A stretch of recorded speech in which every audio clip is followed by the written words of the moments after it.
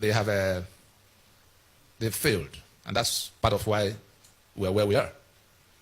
But what do we begin to do? Like Pastor already said, the reason he asked me to come to join us today, in the midst of so many other things waiting to be done, is so that, and I'm going to plead with us, whatever we knew about this matter before, let us put it on one side of the table and listen with open mind. By the time we come to the end of the presentation, we probably will have a much different perspective from what we had before, and they're not conjectures. The envelopes that have been put in the hands of a few of you, we couldn't get enough of all the documents. There are 5 documents in the envelopes, and those documents go to the root of what the problem is. If we can relate to those documents, it is within our reach to spread it around on such a scale that those who have been tormented in this union will receive a new life. Something will give way somewhere. We also have there are things that will come on screen, the ones that are in other forms, not easy to print like this. So we could see, because they are all verifiable things. By way of further introduction, yes, I'm a lawyer of 26 years with specialty in jurisprudence, and I've been on this task for quite a while. I set out as a young man to be a military pilot. I should have been flying jet fighters. I read all the physics and chemistry, mathematics of this work and still teach them. But by some providence, I ended up in law. And I didn't understand where that was going until in the final year when we took the course. Are there lawyers in this house? Any lawyers, please? It's a practical, and if you have your telephone with you and you have internet access, I will also encourage you to switch it on, because we'll make some quick references to things you can verify. I want you to be able to go back to your station and confront whoever comes to tell you any other thing. It doesn't matter what that person says he is on the matter, you know. We will go from, like doctors will do, diagnosis, prescription, and then the treatment. The reason why things have remained upside down here is that we've not gone to the right diagnosis. Some will say, oh, it's corruption. Far from it. You know how the Western world solves their problems? When they say, oh, it's corruption, somebody will ask, what is corruption? How did it come? Where is it coming from? Your body is hot. Somebody says, it's malaria. Somebody will ask, what is malaria? You then find out it is mosquito that is responsible for it. They will go beyond that.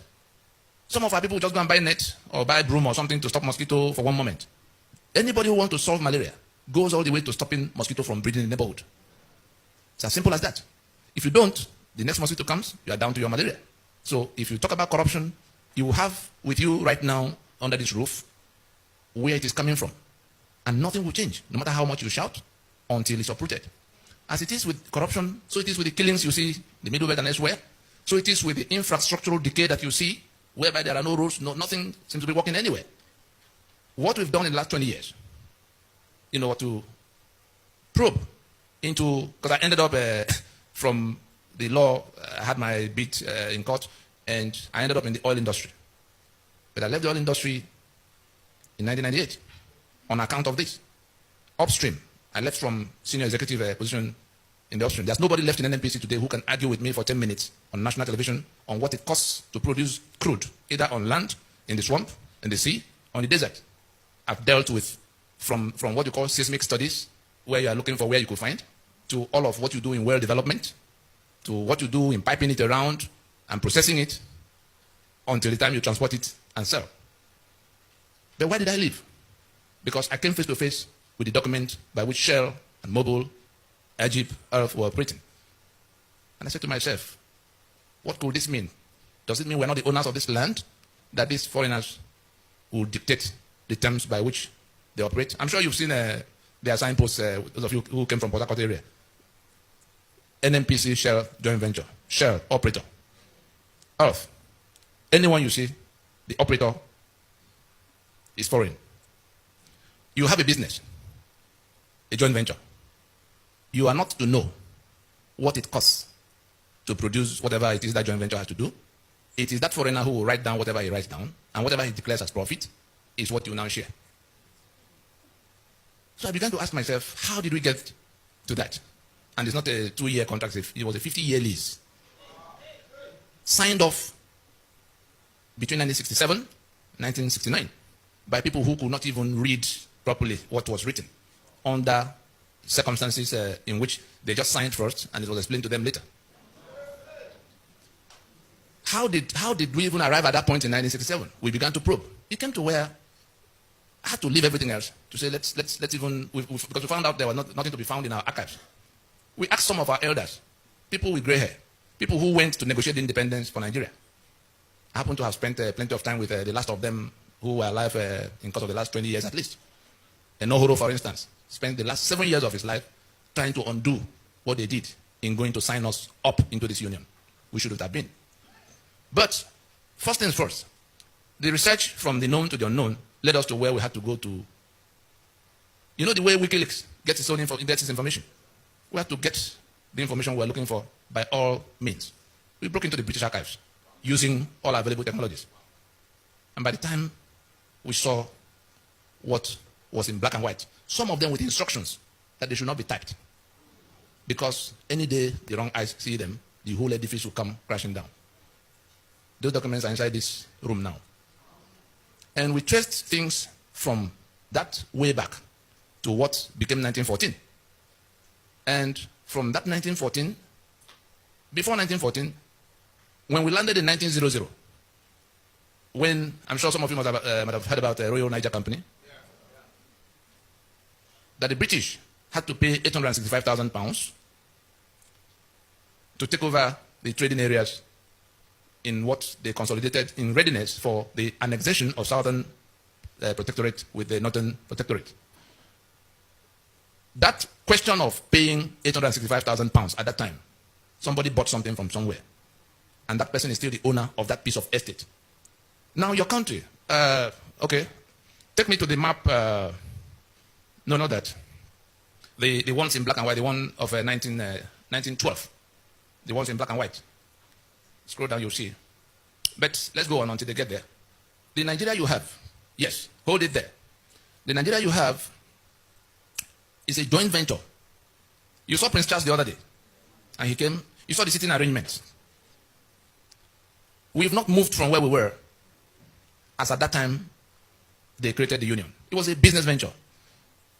It was the trade of the era, to go to wherever you can, beat them down, take whatever you can. So the British, the French, everybody was doing their own everywhere.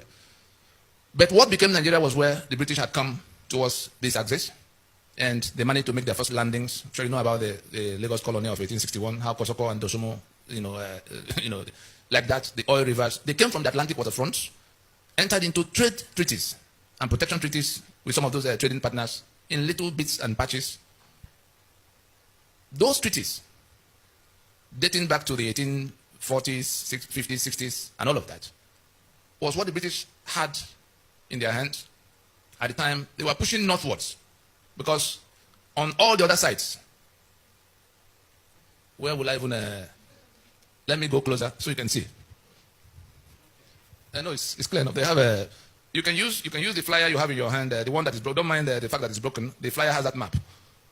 This is Atlantic. You see Lagos there, you see Port Harcourt here. This is the Atlantic waterfront. This British came. You can see that apart from River Niger, the map is divided into two sides. The British entered from this side, and all the parts in that lower part were already in their hands at the time. On the other side, I'm sure you all remember the jihad, which we still have. You remember that they were foreigners too who invaded, landed in Sokoto, 1804. And conquered the portion in green in your map. They overran them. 1804. The British came in the 1860s. That means they were here 60 years before the British got here. Now, having secured that portion that you see in green, they were pushing downwards. They also wanted to get to the Atlantic waterfront. The British wanted to get to what was left on the east. On the eastern side is Cameroon. On the northeastern side is Chad, then Niger, and then Benin Republic to the left. The French had already taken all of the other places. The British would have pushed all the way to here, if not for that caliphate that was already occupying here and pushing downwards. They met halfway in a fight that happened in the Ilorin-Benue axis. Caliphate coming to the ocean, the British trying to secure the balance of the land. After a short while, it occurred to them, we're on the same mission, oh boy. Two robbery gangs after the same target. Say, why do we fight ourselves? Why don't you bring what you have? I bring what I have. We consolidate it so that we can share the benefits of having it permanently. And that was what became the amalgamation of 1914. Every document that transpired between them is in our possession, lodged in libraries across the world. Whatever they choose to do is already too late to be able to reverse the actions that have been initiated to salvage ourselves from what they've landed us into. Now, having reached that agreement, I'm sure some of us recall when the Caliphate was talking about dipping their Quran into the Atlantic Ocean. That is, they were telling the British at the time this matter of Nigeria, because it was for them a matter of conquest. That is, they had to conquer. But the British came with something else. They said, well, whenever you guys are done with whatever you came to do, we'll push on until we dip our Quran into the Atlantic Ocean. Anybody here ever heard about that? Yeah. Wonderful. Now, the document of the amalgamation was one in which, I'm sure, who are the ones from South Africa here? Good. The apartheid, what the Boers did in South Africa was exactly what the Fulani did with their British friends over our heads here to make this place their own over the heads of the owners of all the lands. A master-servant relationship. And the instrument of 1914, technical people, go back to what you first brought, the one in red, the one of 1913, so they can all read with us how, yes, I can see it from here, but the flyer you have, the one that has the map, let's see so that we can be on the same page.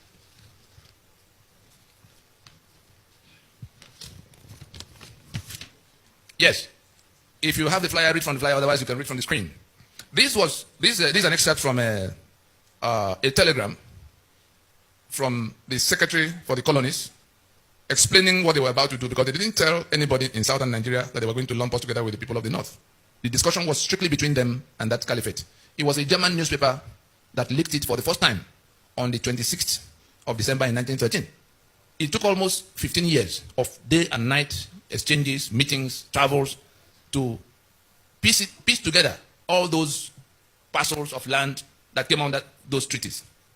They didn't tell them where it was all going. Everybody thought they were still, the Shekiri thought they were still in their treaty. The Lagos Colony thought they were still in their treaty. Everybody, the British was tiptoeing over their head, merging them. It was in 1906 that they merged the entire southern territories to become the protectorate of southern Nigeria. From that 1906, they then began to merge the systems to mortally opposed civilizations, because on the other side, Sharia was already in place. They came as jihad. How do you create one political union with a group that owes it a duty of faith to kill the infidel? That duty never changes. No matter how you settle all the other things, the duty will never go away. You are the infidel, you have to be killed. They have a right in that their faith to lie to you. They call it taqiyya. They deceive you into thinking you are in another business until you get killed. And they are also of a feudalist worldview. You know what feudalism is? All men are not born equal. No matter what you do, what you achieve, you are no more than the slave you are to them, even if they have nothing or no education. Between the two, a terrible alchemy that as a slave, you dare not compete with your master for the ownership or control of whatever. The slave does not have a right to anything, no right to property, not even right to life. You can do away with your slave, kill your slave. And that was the civilization that was already in place, and the British knew. But they were also, they too were, what do we call them? They were feudalists too. And one thing led to the other. Eventually, they were able to piece it all together. That I'm now reading from that cablegram. Secretary of State, Secretary for the Colonies, his name was Harcourt, the one after which Port Harcourt was named. He says, in explaining what was about to happen the day before it did come public, that we have released northern Nigeria from the leading strings of the treasury. The promising and well-conducted youth is now on an allowance of his own and is about to effect an alliance with the Southern Lady of Means. I have issued the special license, and Sir Frederick Lugard will perform the ceremony. May the union be fruitful and the couple constant. Secretary for the Colonies, Lord Harcourt, boss of Lord Frederick Lugard, referring to the import and purport of the annexation of the then Protectorate of Southern Nigeria to the Protectorate of Northern Nigeria. So what they reported to you as amalgamation, as if there was some coming together of equals was actually an annexation. And the purpose, what the British came to do, back to that map, please. Back to the map where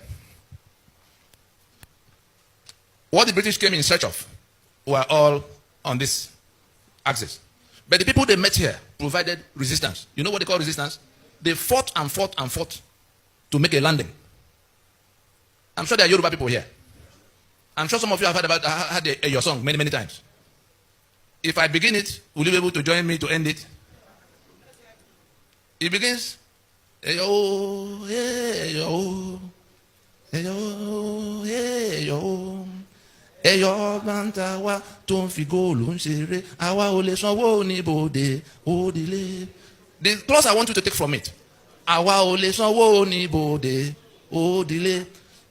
Your great-grandfathers fought the British for years and years, preventing them from landing. And your song you sang now was the victory song composed. We will never pay custom duty to these foreigners on our waters.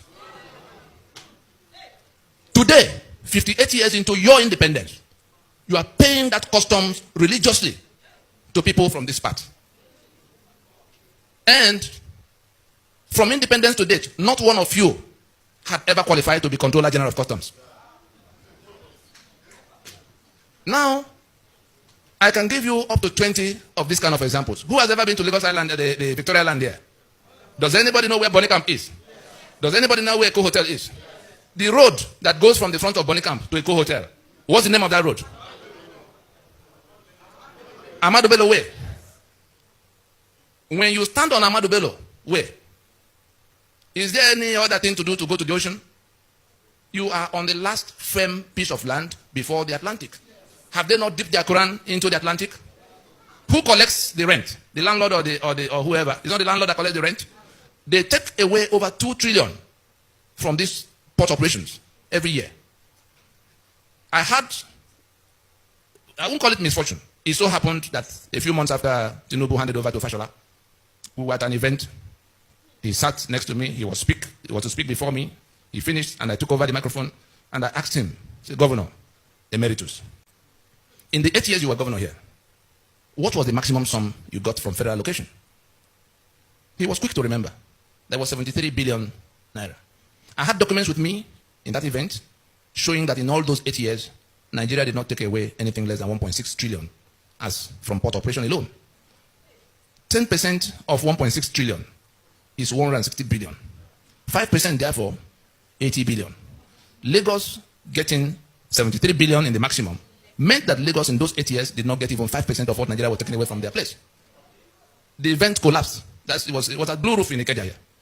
The event collapsed when, amid all that noise, because I had come to tell them what we were doing, that if we do not act together to recover this land, you are not only going to remain the slaves you have been since that time, they will kill you and take your land and become the new owners to eliminate future claims.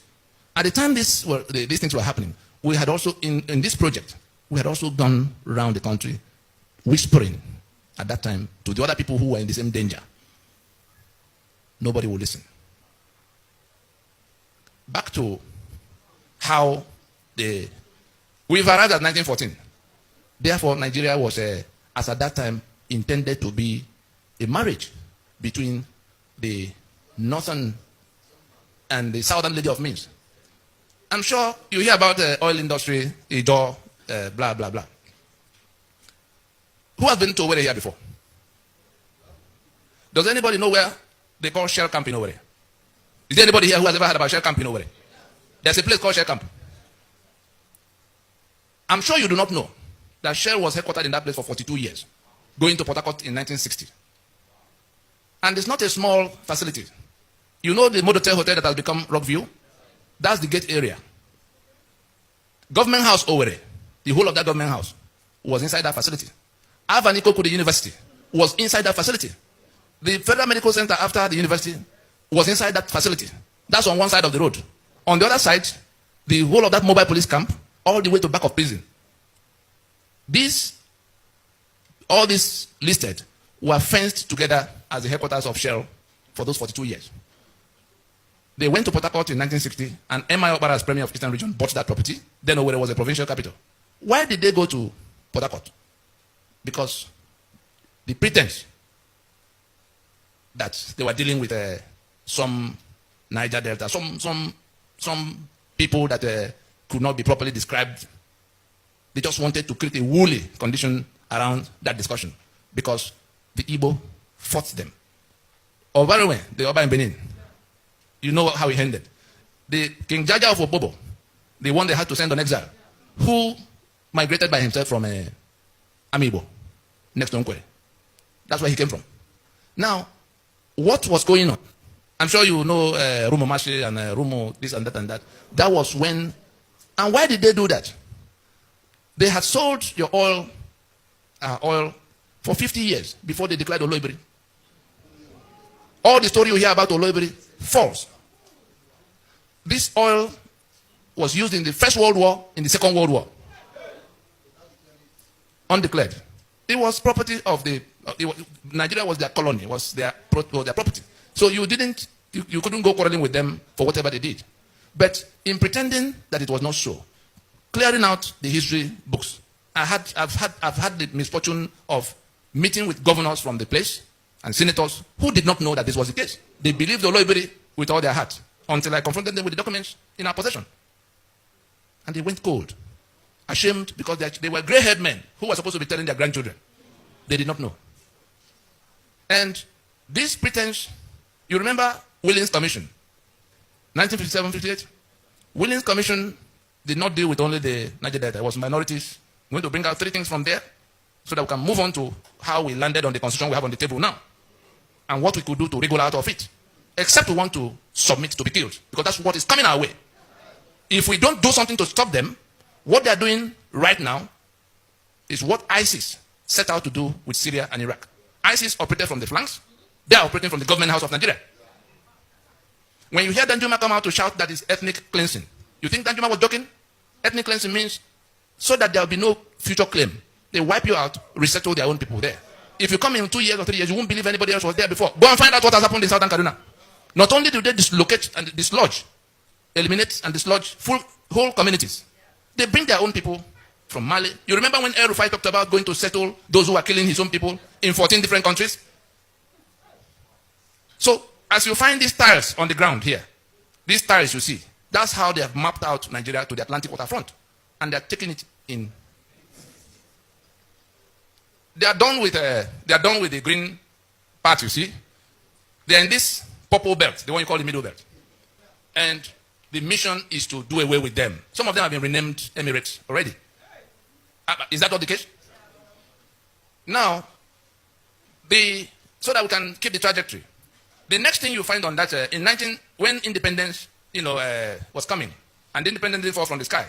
The independence was where people from that southern part began to resist them, to say, look, you can't continue to govern us here. All of those who fought them. Can you remember anybody from the north who was part of the fight? The Nohoro, Moku Gokoye, Awolowo, Osita Aguna, name them. They were all from the south. And these guys now, the British now decided to, independence, yes, you get. But your situation will be worse than it was when we were here. And what they packaged as independence in 1960 was a bogus thing. Go back to the first map. Now, yes, wonderful. That's how I want it. You see this line here? This was northern Nigeria. This is southern Nigeria. Can you see the landmass? When independence was coming, they conducted a census. The whole of this place had 17% of Nigeria's population. 17%. The British, because of what they had in mind to create, a political structure that will make this one's permanent majority in all political decisions to be made in Nigeria. So that they can sit in Buckingham Palace and talk to Sokoto Palace and take whatever they want in Port Harcourt and Lagos without talking to any of you troublemakers. That's the whole purpose. And they've had it for 100 years plus. And we're still here swearing to defend and uphold the constitution they imposed that make us slave. Imagine, my brother from South Africa, imagine in 1988 or even 85 that blacks living in South Africa. I'm sure you remember the Bantustan arrangement. The boys were able to convince some of the black people that, look, you can't do anything about we being here. Why don't you just go one step at a time, slowly? They say they will give them primary education up to maybe a standard 3 in the first instance. Then after so many years, they will go to standard 6 and then go. It may take about 50 years before they come to where they'll be qualified to go to any higher institution. And people bought into it. And they began to treat them. The discrimination was already there. They now began to give those people who agreed with them some little benefits. And they became, those people who were working with them to go slowly, became the biggest impediment on the way of the anti-apartheid fighters. I attended Henry Oka's trial. I addressed the judge in Johannesburg for 2 hours, 35 minutes. I had 53 cameras, beaming live, TV cameras, CNN, Al Jazeera, all of them. And I told them the story of South Africa because the trial they had come to conduct was an attempt to replicate for Nigeria what was done in South Africa, to make master-servant permanent. By the time we finished from court, the whole of South Africa was upside down. Young people who never heard about the story of their country in that manner trooped out to the streets on the side of what, because I challenged them with their own history.